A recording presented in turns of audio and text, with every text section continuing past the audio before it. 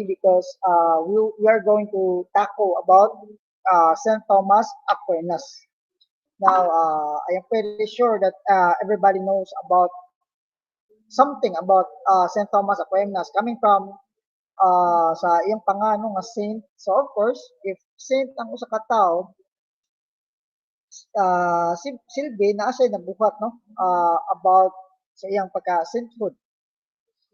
So we're going to discuss about it, and of course, as a famous saint, si St. Thomas Aquinas, uh, daghan siya na improve or naambag no sa in terms of philosophy and in terms of ethics and most especially to morality. So I will be sharing to you this afternoon about my presentation. So this is my presentation, PowerPoint about St. Thomas Aquinas. So first, we have to know first the life of St. Thomas Aquinas. Isa mo gid ni si St. Thomas Aquinas. These are some of the questions that may anchor into your mind, no? And also, what is his contribution to ethics, especially in the aspect of morality? So St. Thomas Aquinas was born, no, year 1224 and 1226 in between no this year in Rocasica, Italy near Naples. Okay, so his family owned a castle that had been in the Aquinas family over a century. So buot pasabot plus kuan gyud sila kas no medyo na kaya kaya talking about owning a castle dili gyud na siya basta-basta lang no kung uh, wala mo siguro na dakong pundasyon ang ilang family no in the aspect of kanang assets. He was one of the 9 children. Sa ato pa siyang sila kabuok and the youngest of the 4 boys. So dili kay nato makuano, di kay nato matuki kung ikaasa siya nga number among sa 9 children, but one thing is for sure, he was the youngest among sa upat ka lalaki sa family. So siya may ikaupat sila nakamanghuran. So given the customs of the time, his parents considered him destined for a religious vocation. So emphasize the class that in giving customs, of course, normally kanang pag atong pagmano sa ginikanan, no, to say po and opo. So those are parts of the customs atong nakagawian no sa ato ang pamumuhay sa matag adlaw. So that is I think no also part of their tradition to pay respect, but it's quite different. Siguro they are going to kiss the hand of their elders, so that is one way of showing respect. And mo na no na he was actually destined to become or to be part of a religious vocation. So it was not mentioned here, no, pero after year 1323, he was canonized. So just like Beato Pedro Calungsod, no, he was canonized as a saint and was later proclaimed a doctor of the church by Pope Saint Pius V in 1567. So in 1879, Pope Leo XIII published the encyclical Aeterni Patris, which among other things holds up Thomas as the supreme model of the Christian philosopher. No, try to take notice of this. No, ang kaning ihang gikuan gihatag niya nga paano katanyagan he becomes the supreme model. So meaning gitag supreme model, he was the highest among no sa pagka Christian philosopher. Naamto mga Christian philosophers also like St. Thomas si St. Thomas Aquinas usa na siya no St. Augustine, so daghan they also contributed no in the aspect of philosophy, but among all of those St. Thomas is the one was considered as the most supreme. So through his voluminous, insightful, and tightly argued writings, nasa siya no you say voluminous baga no daghan, insightful coming from a very kanabang an extraordinary idea no that can also becomes uh, attracted, or that can also attract readers, no, nga mubasa sila, because that is something kuan kayo, no, daghan kay pagtulunan, and usa na sa mga nahimo ni St. Thomas Aquinas. So Thomas continued to this day to attract numerous intellectual disciples. Pero wala na, no, namatay na St. Thomas Aquinas. It was just his mga writings nga until now, both, no, even though not a Roman Catholic, a pure Roman Catholic, still gitagaan gyapon siya dili, and all of those writings that he did or he made is pambasa gyapon sa mga tao. Okay, so let's proceed with the next slide. The content of the next slide, we have happiness. So before anything else, no, before anything else, kaning happiness class, that's the reason why before I am asking you, no, about the famous quotations of Socrates saying that the unexamined life is not worth living for a man. So, muna nga, it actually requires, no, during the time that nag-take up mo before, no, nag-take up mo before sa kaning atuang understanding the self, buhong kay mo, no, buhong kay mo, and as a matter of fact, usa sa pangutana diri is ang existence sa human being. What is actually the purpose of the human existence? So the others would actually answer anything, but for some they would answer happiness. Now, tinuod, no, in everything that you do, wala dyan, no, gatong subayon, everything everything will end up to happiness. Like example, right now, niskwela mo for the purpose of having a good job someday, no, after you graduated. Nga, a good job means a good compensations in terms of salary, in terms of mga benefits, and so on, no? Nga, og nindot mong trabaho, dako mong sweldo. So, of course, there's a lot of things na inyong mabuhat, no? Pwede mo musuroy sa mga favorite places. So, of course, that is equivalent to happiness. So, I think everything, no? Everything that kanibang nag-describes about human endeavors and all the things ng pangbuhat sa mga tao is ang equivalent is that they are striving for happiness. So St. Thomas, on the other hand, no, as kanibang ato ang paladma, no, he affirms the idea of Aristotle that an act is good or bad depending whether it contributes to or deters us from proper human end.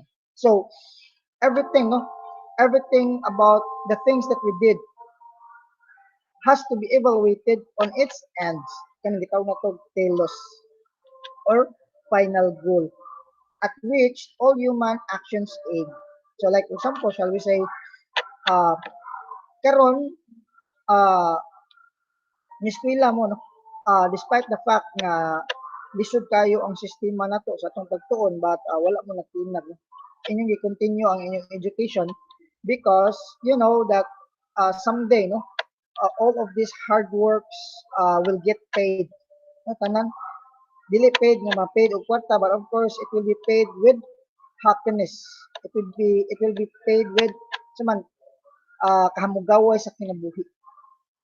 So being, no, being the person, no, who embraced, because I believe Aristotle came first before St. Thomas Aquinas, no. Yan gi-embrace, no, ang idea ni Aristotle about sa eudaimonia. So it's very long kayo was, no, when we mention about eudaimonia like this, because it actually speaks about the true and ano bang gitawag nito class na pinakaimbuturan gud nga definition about happiness. And it actually differs from different person. So it's understood in terms of completion, perfection, or well-being. Achieving happiness, however, requires a range of intellectual and moral virtues. So meaning to say, di ay, dili lang ingon ang atong pagkampot sa kalipay class thus ended through intellect. Kanibang atong pangisip, like for example, we acquire knowledge on how to build houses. So, kana ba malipay na bata ana, no? Stop ba ang atong happiness? Of course, still na may gitawag mo nga usahay mingon ta nga ang tao walay kining sa tao ni walay kinutuban no ang pangandoy sa tao, ang tao walay katagbawan. Actually naa, no? Actually naa. But it actually requires the two of this, the intellectual no, and also the moral virtues. Usa gini sa pinaka requirement, the moral virtues. Like for example, like mingutag honest, no? Like for example, mingutag respectful. So those are the virtues na kailangan ugmaron. Now, for it to become pure, no, for it to become something na pwede na to ikalipay. So, kaya nga ato as yang ugmaron. Nya, like for example, kung mingon tag virtue of being honest, you should be honest at all times, no? Despite the fact nga ang uban di bisa pagbayran ka og kwarta, dili jud ka paling-paling, no? Kanay imong virtue nga honest, pagka honest nimo, imo gina nga ugmaron, no? Dili jud ka ingon nga matinag ka, it's because of the threat, it's because of the money. So that's part of it, no? Gingon ni it also enables the person to understand the nature of happiness and motivates us to seek in a reliable and consistent way. I can still remember before when we have a training, no? Gingon dito nga a person actually becomes happy. Kana sa bukid, mingon sila nga we're happy, no? Even though the fact nga nagkaon kami kamunggay, happy naman mi ana, no? Ang uban ko mingon nga happy kay mi kay sige mi kaon og baboy. So ang tao man lain-lain og definition about happiness. No one the idea of someone no dili siya pwede nga ma-apply sa lain, no? Although in some instances pwede magkaparehas but that doesn't mean na pareha ang tao og definition about happiness. Diba? Ang uban for them to become happy is to build a healthy family. Indeed, they have a healthy family pero ilang family nagya po mga struggles because like example na sila something na buhaton but wala sila kabalo ana, none of them because they are not educated on how to do such thing. So of course that can also hinders for them to become happy, to actually kana bang magpabilin ba nga magpabilin og malungkaron nga magmalipayon, di ba? So let's proceed no ato jud palawman. So Aquinas believes that we can never achieve complete or final happiness in this life. Unsa man gipasabot ni St. Thomas Aquinas no, in relation to the view of Aristotle through which he emphasized happiness or kanang gitawag nato o kanabang pinaka supreme nga klase sa happiness is katong makamit na to nimo no ang gitawag eudaimonia. So diri sa kang St. Thomas Aquinas atong pukion no ningon siya that most good do not have necessary connection to happiness. Tinuod no usahay mubuhat ka og maayo no mubuhat ka imong gihatag tanan. Pero tanan ba no tanan ba nimo nga gibuhat nga maayo nahimong magmabungahon para ang tao malipay? Like for example imong girlfriend ingon nga ganahan kog Jollibee. So tuod man nangumpra ka Jollibee tanan no kuklot, hamburger, nangumpra ka manok, imo pag yung gibakit no instead nga kuan imo pag yung gibakit yung palab-anan og taman. Tinuod na happy ang imong uyab at pangutana with all of those things does the good things that you did becomes the end no in the end na-achieve ba ang total happiness kining gitawag na tuod kanabang kanang pure happiness? So wala no kay because after sa mo magkaon na mawala naman na no. Other than that kaning pagbaton og daghan kay nga mga butang like for example natay mga ari-arian, mga alahas no mga balay nga dagko like for example shall we say mingon tag Manny Pacquiao no makaingon ba ta nga totally happy sila?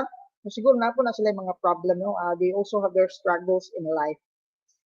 So dili diha no ang gipasabot niya dili no ningon nga final happiness consists in the beatitude of supernatural union with God.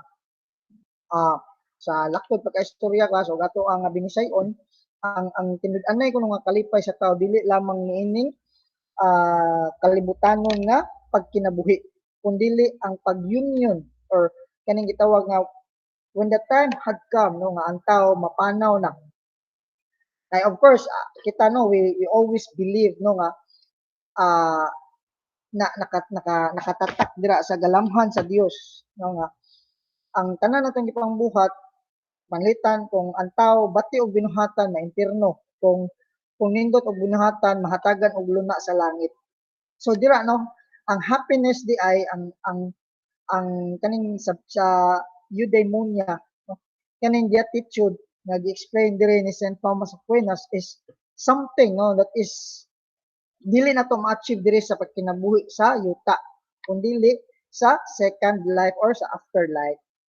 Kaya diha no, hinuon the Bible made a promise nga kana biyang Bible dili biya na tinuod no, ang uban mingon sila nga minugna ra man na og tawo no.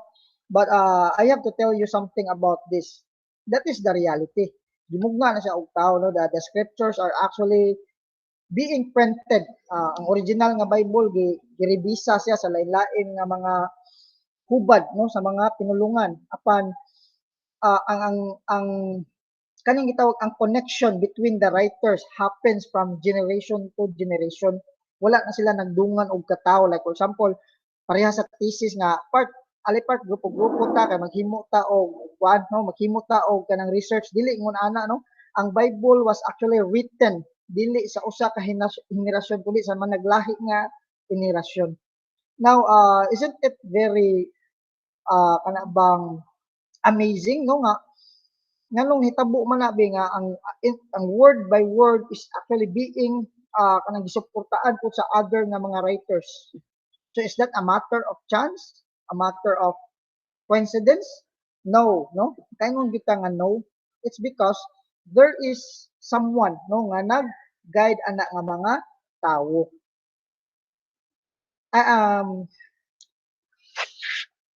Sorry no if there are people siguro na dili mo tuwa na siguro lain ang ilang tinuhuan, but that's what I believe, and that is actually based from the experience that I have no being a Roman Catholic, and I even attended no a lot of dili na siya ingon kuan la sa panghambog or unsa naka-attend ako og mga kundi sa naangay nga ipanghambog no nga word, pero kana ba nga tungod sa akong search for truth, tungod sa akong kanang kahuang ba before nagunahuna sa kuno asa ko dapita nga circles nga nako makatunan, and indeed that actually happens to me no, na ako'y nakuha nga nasagap na idea ba. So mo lang akong gi-share karon. So for this reason we not only need the virtues, we also need God to transform our nature to perfect or defy it. Tinuod dako kang tinuod no. The virtue of being honest, the virtue of being kind, no? The virtue of being loyal. No, you're always loyal to your parents, you're always loyal to your wife. Does that guarantee happiness? No, an everlasting happiness? So of course, dili, no? Ang gi-emphasize ni St. Thomas Aquinas, in the end, inighuman sa atong kinabuhi, mawala naman ang happiness kaysa pa may happy anang patay na ang tao. So ang atong kinabuhi diri sa yuta, we might be happy because of those virtues nga ato ang gi-apply sa matag adlaw, but ang end, no? Ang end sa ato ang nga panggawi matapos po siya ni katapos sa atong kinabuhi. Now we are going to proceed with another form of life, which is the everlasting life. Now the union, no, the union of God can make the person becomes happy. Dito tanan dili na ta mag-ugmad no, dili na ta mistil nga maghago pa og tuon kay aron manindot ang trabaho aron mo graduate ta no, dili na ta mag-struggle aning naay dako permis LTO. So mawala na ang tanan nga kalisdanan. Moreover, Aquinas believed that we inherited a propensity to sin from our first parent.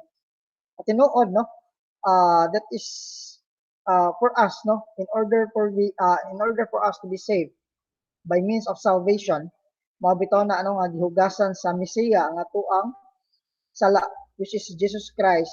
Ang sala nga panulundon may gitermino ani class no.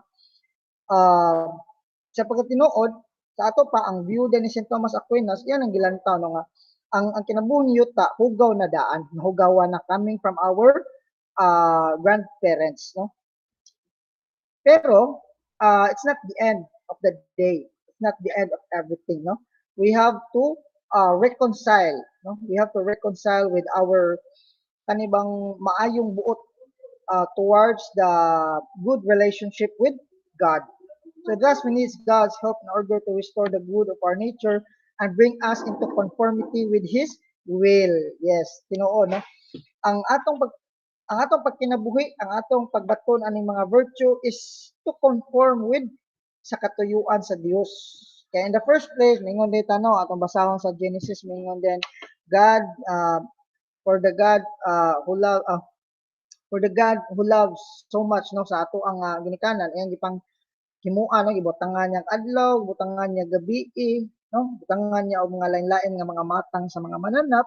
So tungod ana makita nato nga sa sinugdanan day wala day mingon ang Ginoo no, wala gi pagtugot ang Dios nga amahan nga maglalalang, wala mo tugot kaning tanan nga hitabo diri karon dili ni tinugot sa ihang tungod gikan niya, no?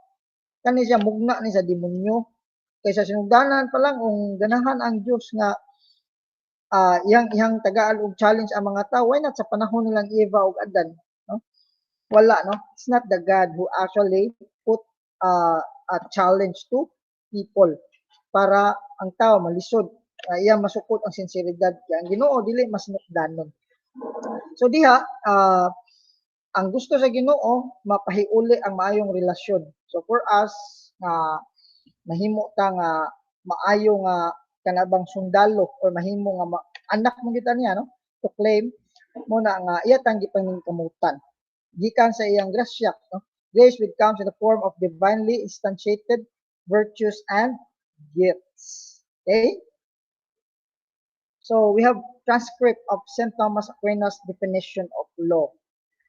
So we're done no about how a person can actually achieve happiness. It is with the union of the Lord God, no? Moro na tanan, no? Sa unsa man ni paagi maatin ang union. Pag-exercise pa lang nimo daan sa imong mga virtue dinhi sa yuta, there's a chance, no? There's a chance that you can avail all of those things. Kanang approval sa Ginoo, kanang paghatag sa Ginoo og luna dito sa iyahang gingharian. Part of it. Okay? So, St. Thomas Aquinas defined a just law as, so right now we're going to talk about law. So, muna siya, define ni St. Thomas Aquinas, an ordinance of reason promulgated by competent authority for the sake of the common good. No? So, meaning to say, ang ordinansa kuno no sa balaod namugna no tungod sa mga tao nga unsa man mga tao nga deserving no ang mga mingon competent man god, it has something to do with the ability of the people, no, the ability of the people. Ang pagmugna sa usa ka balaod o usa ka ordinansa dili lamang kay imugna siya sa usa ka tawo no nga trip lang no hug na tog trip maabot na class in the process of making law during the legislation of the law. Since we're talking law here and ordinance, dili din siya ditso nga mamugna, kundili iagi pa siya og votation no, iagi pa siya og hearing. So what's the purpose of that? Those people who are actually sitting there attending the hearing are those people who are competent. Sila may gibutang dito no, sila gisangunan kay nagtuo ang mga tao nga they are competent enough when it comes to skills, when it comes to knowledge, when it comes to everything no, package na sila dito daan nga kanang mga tao diha no, they are mature and they understand the nature and the purpose of the law. Okay, so we have number 1, a just law is an ordinance of reason. So mo ni mga usa sa mga sinuwat na no, insightful no, coming from the slides that we have a while ago, ningon nito nga insightful kayo ang mga view ni St. Thomas Aquinas about morality. Now we talk about the law. A just law is an ordinance of reason. So, sumibot pasabot ana no? This means that good law must be reasonable. Tinuod no? It must be product of careful and serious deliberation. Tinuod no kay mingon ta og unsa may purpose nganong gibuhat, like for example diri sa eskwelahan bawal ang nay arrears. Are you going to ask me what makes it reasonable nga dili mag-arrears? In the first place, dili man sad ingon pag judge plus no. The other people would actually view that one as an art kanang pag-arrears-arrears. Pero when you are going to think about that one, but that is the policy itself is actually being designed not a matter of uh, coincidence, no? But gihimo siya ana kay tungod ganahan sila nga ang tao murag limpyo tan-awon, presentable tan-awon. Kanang pagsulot og mga sayal nga mugbo kayo gibawal po na, no? Siguro logically it's because lain na pod no ma-distract man pod ang mga mata sa tao. Other than that, law ay po tan-aw no nga ang babae mosulot og mugbo niya. Lain gyud no. So, naa siya purpose. So mana nga ang usa ka balaod no dapat ipatigayon ang usa ka balaod, i-impose ang usa ka balaod. It's because for the welfare of the common good. Unsa man ang gitawag nga mag common good, sir? It's the welfare of the majority of the people in the society. Ningon dire, it must be a product of careful and serious deliberation. So there, nabasahan ninyo no sa example diha, there is a law that actually prohibits the kanabang driving under the influence of alcohol. Mo ni tinuod no because what is the reason kung ang tao ma-influence no is the person is actually under influence of an alcohol, for sure maka cause na og loss of control and coordination. Meaning to say, out of 100% na conscious sa tao, may iba nang ginasiya. And what would be the possible things that might happen? Pwede siya maaksidente, no? Pwede siya makadamay og lain nga kinabuhi. Like naa sa karsada, naay lalaki naglakaw, niya ang anak na 24 ka buok. Naligsa na niya, kaysa man lang mo pakaon na itong 24 ka buok. Ang edad 1, 2, 3, 4 hangtod 24. So lisod, no? So it's very difficult. That is the reason why the law itself before it was promulgated, before it was approved, so nag-undergo po na siya class of right procedure. Like kung pareha tong RH bill no before to napasa ang RH bill, nag-undergo man to siya og different proceedings. Daghan kayo og procedure ato no nga nahitabo. So until such time nga na-approve na gid siya. But even then ina-approve to siya, naami gyapon mga siguro mga 40% of the population are not favorable with the law. But when we're going to think about being practical, it is reasonable, no? But in the view of kanang gitawag na tog religion, in the view about the kanibang paghatag og importansya sa kinabuhi, it's not reasonable, okay? So let's proceed with number 2. Ningon ri a just law is properly promulgated. So for any law to be effective, it must be clearly communicated to all people concerned. Tinuod no, when a school organization, for instance, enacts a new set of policies. So they often provide students with handbook. Tinuod no, like for example, sugot mo class, no? Musugot mo class karon class pandemic man gyud ron no. Dili mo inform sa pulis. Dili mo inform sa pulis nga karon di sa Argao magkuan sila si tawag ana mag-lockdown sila nga manakop sila og katong tawo nga magawas-gawas. Karon class wala mo inform ang balaod ana. O nigawas nimo dakpon kag kalit kay ningon sila mag-lockdown man mi. Nga wala gi-inform ang tawo. So of course, that will result into injustice. So dapat mga promulgated, it has to be promulgated. Of course, the people should know about the law, no?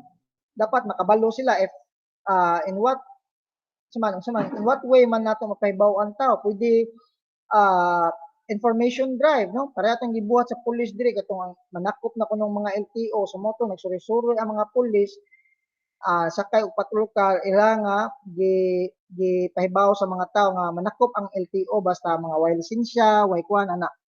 So it has to it is also the right, no? On the other hand, it's also the right of the people to know kung unsa day ang sistema sa balaod or polisiya.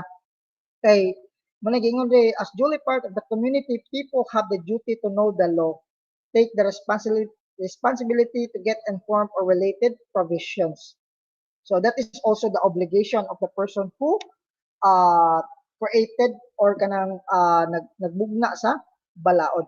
Okay? We have number 3, no? A just law must be decreed by competent authority.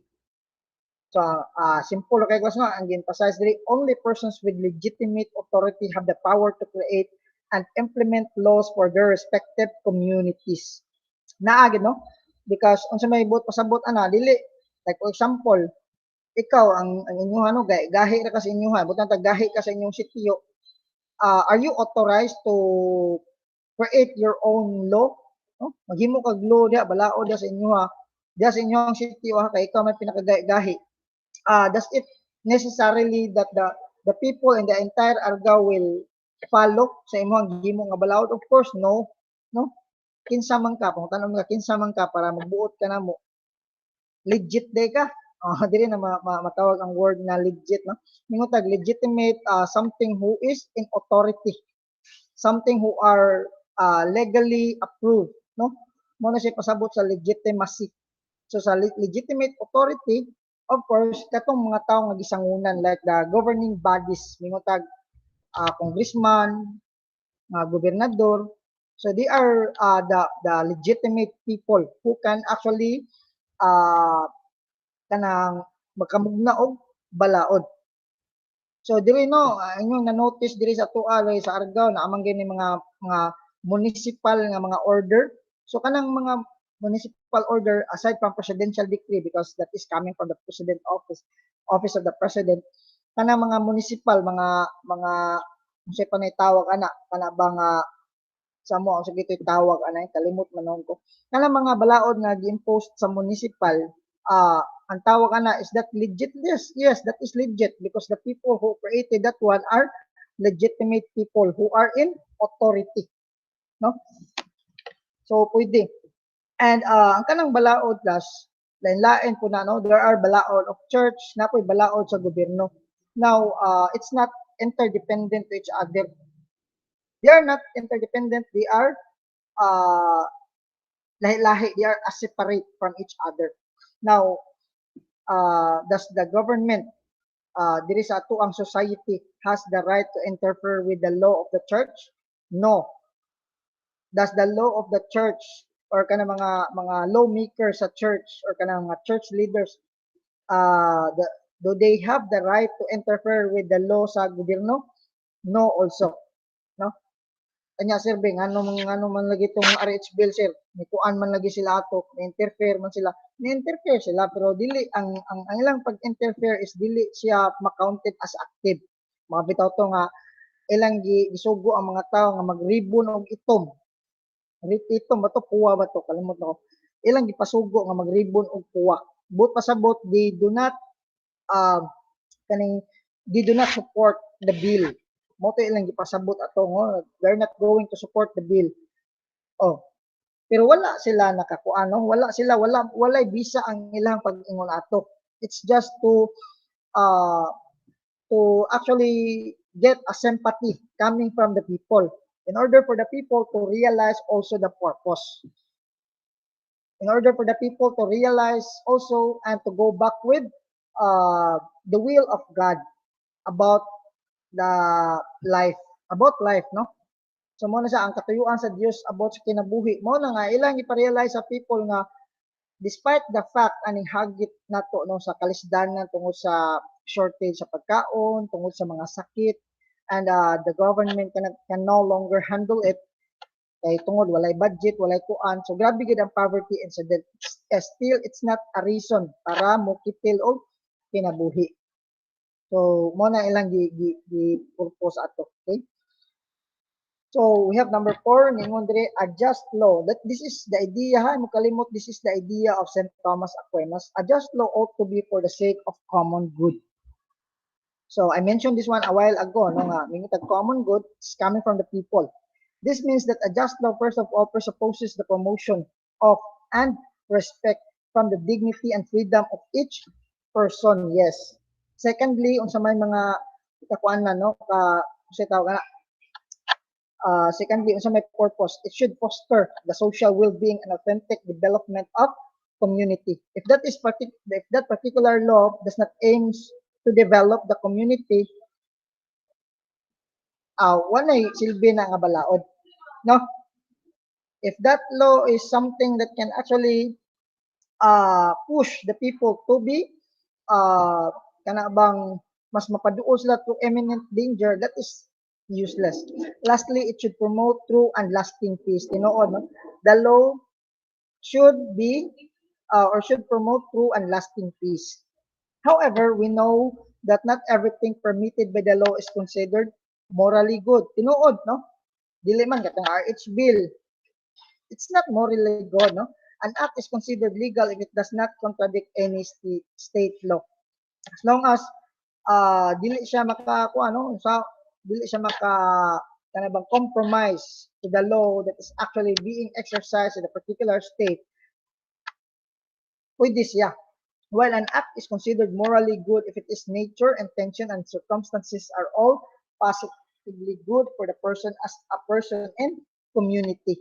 So laktod pagka-istorya class, dili lang ang balaod kay it actually serves only for a minimal number of people, no? Or kami matawag na to pila lang ka tao, no? Pila lang ka mga tao, but the law has to serve the majority of the people in the community. Di lang ta kaingon og all people class kay dili man tanan tao favorably sa balaod. Okay? Na may uban nga dili, but at least it has to reach the 75% of the population. 75% of the number sa population. St. Thomas and the natural law. So dire no atong i-emphasize, for Aquinas, God in his divine providence plans all things and direct all things to the proper order, to their proper purpose, or to their proper end. So tanla no. So this law is nothing but the attainment of God's purpose for all the things and guiding all these things in their proper direction. So inevitably, of course, no one can hinder the plant to grow. Inevitably, ang bato, no? No one can actually control the bato nga dili siya mga tagak. Ang mga bunga, ang mga dahon nga dili malaya, no one can actually control about that one. That's part of the nature.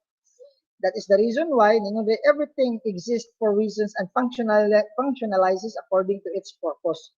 So as the human being who are bound to follow the natural moral law. So ingon man ang tao, no? No one can actually hinder you from growing, no? No one can actually hinder you from thinking something because in some ways dili man sila makakita sa unsay imong ginuhuna. Pero one thing is for sure, we are bound with the natural moral law. So, as manifested by humans in their ability to do good and avoid evil, meaning to say, because we are bound with natural moral law, and we have this actually we have this gift of intellect and becomes considered as the highest form among all of the creations of God because we are rational, we have the capability to think, we should avoid doing evil. So we have to do good instead at all times, no? So everyone must resist evil and do what is good. So, okay. So right now we're going to talk about St. Thomas Aquinas cardinal values. So we have number one. Actually, class, these are all seven. So, sa seven, in order to act well, we need to make good judgment about how we should behave. So, sa ni prudence, twofold knowledge is required. Number one must know the general moral principles that guide actions. So, unsa may moral principles nga naka-guide sa action. Like, for example, mamalit kag bugas o nga, sobra ang gisukli. So, ang pag-uli sa sukli ba is that morally good or bad? So, of course, that's morally good. Kaya mo man giuli ang sukli. Despite the fact nga kuwang pasporta kay naglisod mo. But the moment nga imong gilive ang imong virtue nga I am always honest, giuli nimong dos nindot kay na, no? That's a moral principle. So the particular circumstances in which a decision is required also involve the appraisal of concrete contingent circumstances. So pagnilay-nilay nimo class yan pag-una nimo class, no? That is uh, we're going to think about a plan nga dili siya makamugna, no, og dako kay nga kagubot, no. Makamugna kag plano nga somehow dili ka makaapak sa katungod usab sa uban nga tao, no. So that is one way. Namely, as a cardinal virtue, prudence functions as a principal virtue in which a variety of other excellences hinge. So those excellences include memory, intelligence, and so on and so forth. So in order to make a good judgment about what is really good, our passions need some measure of restraint so that they do not corrupt good judgment. Of course, no? Like example, mingon ta, makatawa tagdako kayo, no? Kay ang tao nakita iyang lubot, nagsulod siya short, pero na may gisi ang short nakita ang lubot. Piting katawaan mo klas, no? Piting katawaan mo, nakita yung lubot, somehow na ano, no? Pero, without your knowledge, wala ni mo lilia ang iyahang bulsa. Naglago na gani siya, no? Wala siya kwarta. Hingi siya, nagmalimos siya. Now, asa man atong prudence, anak? So, of course, when you say prudence, of course, in order for you to come up with a good or to arrive to a good judgment, you should also examine the situation. You should also assess first, no, the mental process that you have on how to make judgment. You can never say that the person is rude. You can never say that the person is buang, crazy, because you do not know. First, in the first place, you do not know what is the sufferings of that person. Basig walang gid siya kwarta, no? Wala siya kapalit. Okay? That's prudence. Okay? Next, we are going to proceed with uh, courage. So, courage, no? I'm pretty sure you know this one because this is very famous. We need this cardinal virtue to restrain our fears so that we might, I'm sorry class, I have to, tanaw sa akong balik. Basig na, sorry. Okay, courage gid eh. So we need this cardinal virtue to restrain our fears so that we might enduring harrowing circumstances. So courage not only nullifies our fears, it also combats the unreasonable zeal to overcome them. So, however, if too much, it would lead to a person to become reckless. Kanino, ang courage class is very good. I can still remember to the idea of the virtue, no, as introduced by Aristotle, no, that everything has to be in paano siya, no, kanabang kanang dapat naarigid siya sa paano tunga-tunga, dili mo siya mo deviate, di po siya masubraan. Kay kaning courage, nindot man ning courage kasi no, na kay determination. You have the guts, no? But at some point mo nagingon diri no, if sobraan ra po kay ko kahambog, you become if sobraan kay kag courage, you become hambog. No, you become reckless. Kuan kay kano, garaon na bang? Kuan kayo, confident kayo, too much confident. Og maus-us pod, og mo-deviate pod, of course, it's not good also because hadlokon ka. Now, it has to be maintained with the person. Kailangan, as much as possible, it has to be balanced. No? Kaya di man po pwede nga magpuyo taning kalibutan na nga magmahadlokon ng pirmi. Dili kung maayo magpuyo aning kalibutan na nga isog ka pirmi. It's not good also. Next, we have justice. So justice is a general virtue. Why? It governs our relationship with others, and it denotes a sustained or constant willingness to extend to each person what he or she deserves. Kalas, everyone has to enact laws for it governs the whole members of the society. So mingon ta, first we have general virtue. Yes, no, it's a general virtue. It's because lapad man kay ning justice class, no? Ang justice dili lang ingon about sa patay, about sa panumbag, dili lang nga no about sa salary nga nang kuwang imong salary nga nung dugay, no, dili lang nga mo play ang justice Ari sa family, pwede no, the way you are giving treatment towards your kids or towards sa imong mga igsuon. So, I am pretty sure dili siguro patas no. Towards your feelings and respect towards your fellow men, dili pod patas no. Depende sa treatment sa nila nimo. Mingon ka na yung uban, no? It's very famous nga my attitude actually depends on how the person treated me. Uh, so diha ma-full diha ang justice. Your honesty, no, towards towards others, no, towards the favor of other people. Like for example, mo gito no, akong example like mamalitay ka na, malit ka sa merkado, sobra ang sukli, wala nimo giuli. So asa man ang justice. So of course, justice has to be exercised at all times. That is the reason why it is being called as general virtue. Now, it governs, malagi na support sa ubos, it governs our relationship with others. And ang gingon diri, everyone has to enact law. Yes, you have to enact. Mangilabot ka, no? You have to mangilabot. Kung saan pangilabot nga makig-away, you should know, no? You should be a proactive person. No, when it comes to balaod, pakisayod, no? Imuhang katungod nga masayod about balaod. So it governs the whole members of the society. Uh, so we have seven deadly sins, no? Excuse me, guys. So according to St. Thomas Aquinas, sin is nothing else than a morally bad act not in accord with reason and formed by the divine law. So later, seven deadly sins were enumerated by St. Thomas Aquinas in the Summa Theologica. Summa Theologica ni siya, class. No? Pride. We have number one, pride is an unrestrained and improper appreciation of our own worth. So it is manifested in vanity, narcissism about one's own appearance, intelligence, status, and etc. And described as love of self perverted to hatred and contempt for one's own neighbor. So I am pretty sure no nga kabawgin mo no about unsa ning pride kana bitaw mag-away mo sa inyo mga girlfriend no or boyfriend ningon din mo nga ma-pride kay no.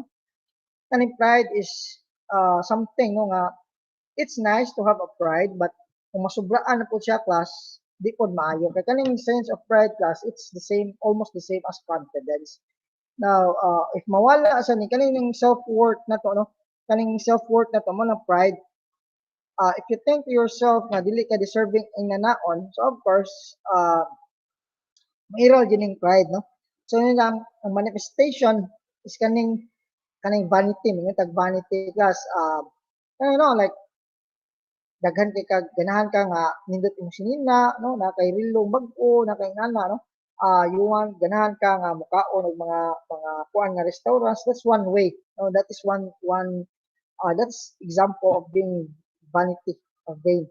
Narcissism, too much love of self. So because of too much of that feeling no that you love yourself too much, you become selfish. Di na kakabaw makakita sa imong isig ka tao no kaya nakafocus na lang ka sa imong kaugalingon.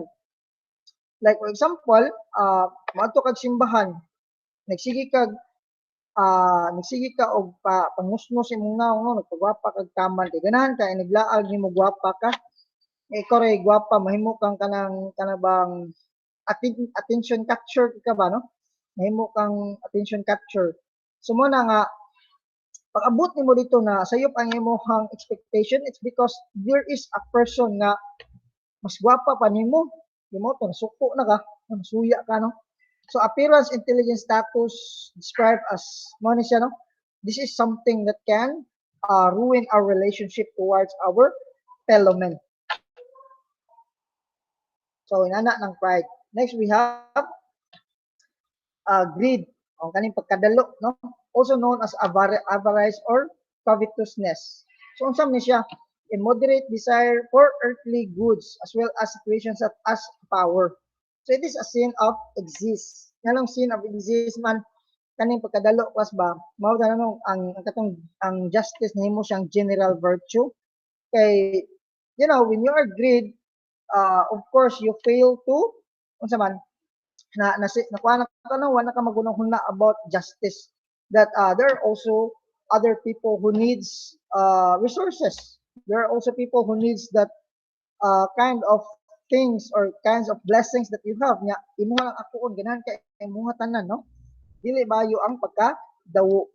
Okay, so greed can further inspire such sinful actions as hoarding or materials of mintag hoarding class, the ability or mo say an act of keeping something that is too much from the things that you need, or kana bang exist na siya sa imuhang panginahanglan ng ba, no? Namtay panginahanglan, no, pero imo na po ng ukuyon tanan di na pod maayo, that's greediness.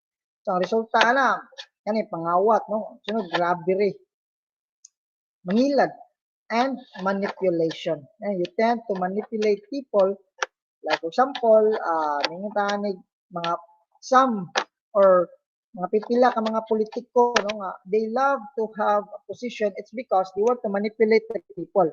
They want to manipulate the money of the people. Okay?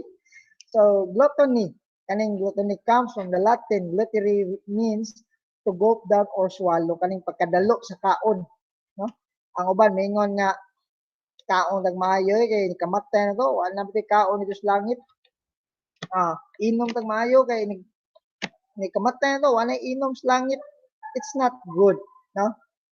Wala siyang appeal ya po na siya kwas naman sa Bible kwas, no, nga wala ni giuyunan sa sugo sa Dios nga ang tao dapat juga nga imuhag yung kanabang imuhag yun nga i-gratify, no, imuhag yung i-indulge ang imong lawas, ang imong flesh sa tanang lami sa kalibutan, no, bawal, no, kung masubraan na po nimo ang kaning pagkaon dili man ni bawal sa Ginoo, no, that is normally part of our survival, pero kung masubraan na po di na po maayo, that's gluttony.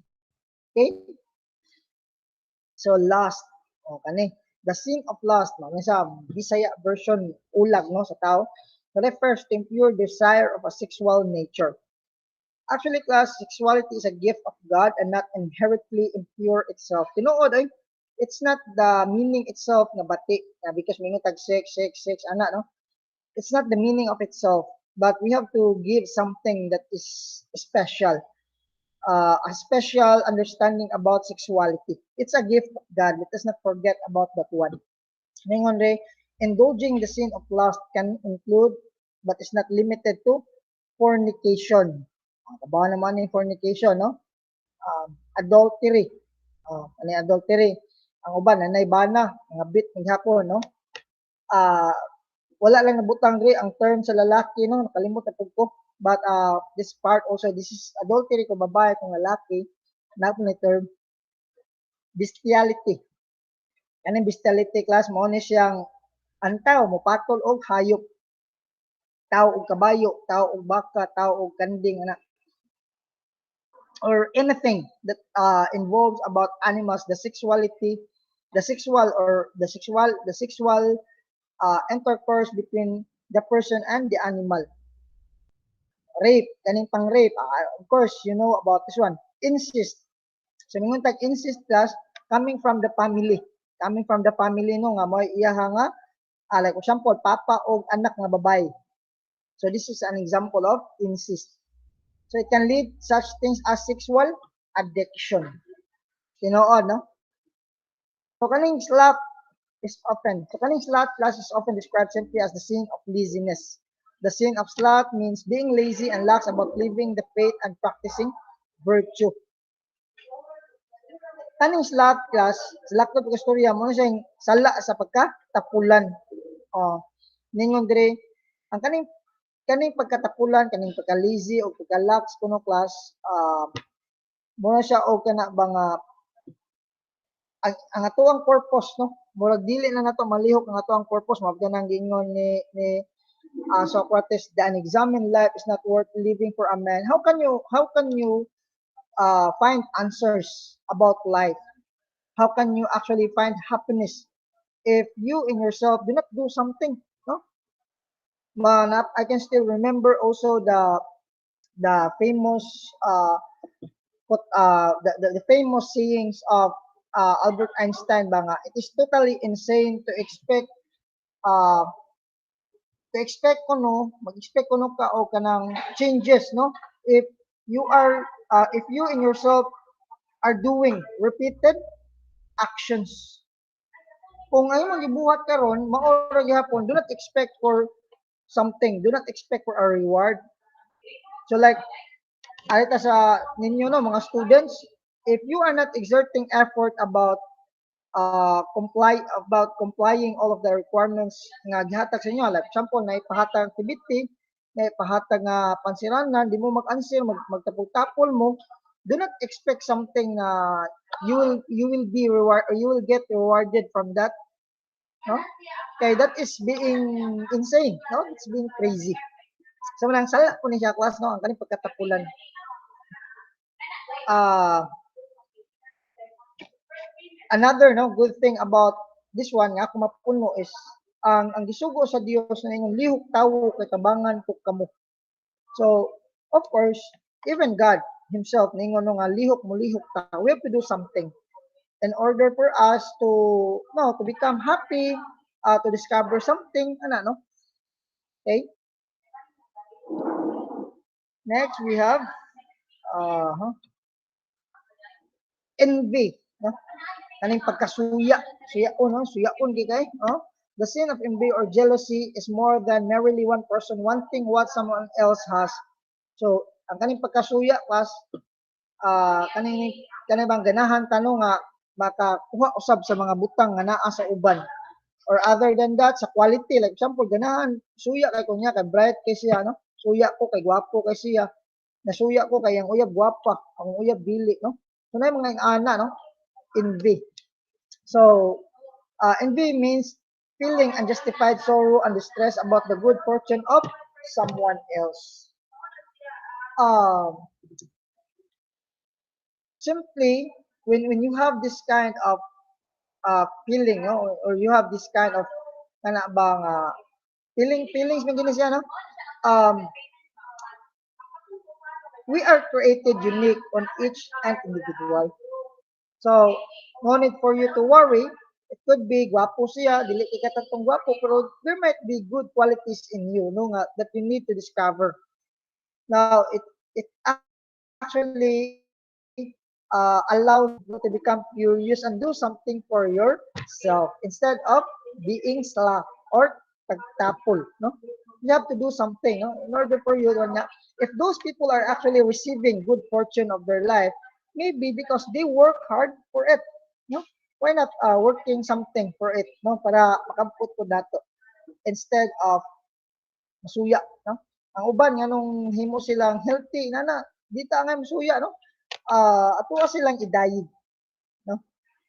Mo na siya usa nga one way nga you are keeping your mind from any kanang gitawag nato og emotional distress, and at the same time of course for you to become psychologically healthy. Now we have next the last but not the least, anger or wrath. So it is the desire of vengeance. Uso kanino part hakka part pariglahan ko part dito part kulata ko dito mao ba sige lang bantal lang suroy na dire atuod ilang gidunggab, no? Tabangan nila dunggab because of their anger. Ang kaning anger class maayo man, no? It's a normal mechanism. It's a normal defense mechanism of the person. Pero na po yung specific nga rating. Its ethical rating depends upon the quality of the vengeance and the quantity of the passion. Like for example, ningon tag quality of the vengeance class, pangitan, gisumbag kaniya. Dapat ang imong ibalos mga ni o mobalos ka sumbag, dili kay gisumbag kani mo sing gipatiran. No? Ah, kuan lang kay no, very calm lang kay to ang nindot po kayo na very kana ba nga lalom kayo ang ipasabot sa Dios nga kung labayon ka o bato, labayon nimong pan. No? Pero instead of fighting back, mo may gipasabot sa Ginoo ato God, instead of fighting back in a very harsh way or to kana bang kung unsay gi-inflict nimo nga sakit, mas palabuan pa nimo, imo siya nga kanang imo siya nga panggaon, imo siya nga mahalon, no? Because ang pagmahal sa kaaway, dako kayo na nga dako kay nga puntos nato no sa ato ang Dios. Sa ato mong kaugalingon, pinaagi ni ana no pagmahal sa atong mga kaaway could be makuan pud ta no mag-grow sa ta as a person. So it's a very difficult process. Ang kaning sa anger or wrath, like example, kung unsay lang gihat pahamtong nimo nga sakit, okay man nga masuko ka pero ay la pasubraan no. Meaning the quantity of the passion, if that particular person is inana siya kasalbahis nga imong palabuan no, what if kung ana na gyud na iyang batasan nga imo pag yung mas palabuan pa nimo, so of course it would lead into a never ending revenge. Okay, so ang anger, it has to be balanced, it has to be reasonable. Oh, reasonable ang anger, pero dili maayo nga kung ma-anger po ka, like example naglalis mo sa imong uyab until the end of the day na lang gid mo no walay mabunglan na, it's not good also. Okay, so I think I have here the last slide no, which says the end. Thank you so much, have a great day everyone, and I hope you have learned a lot about St. Thomas Aquinas. God bless you all. Thank you.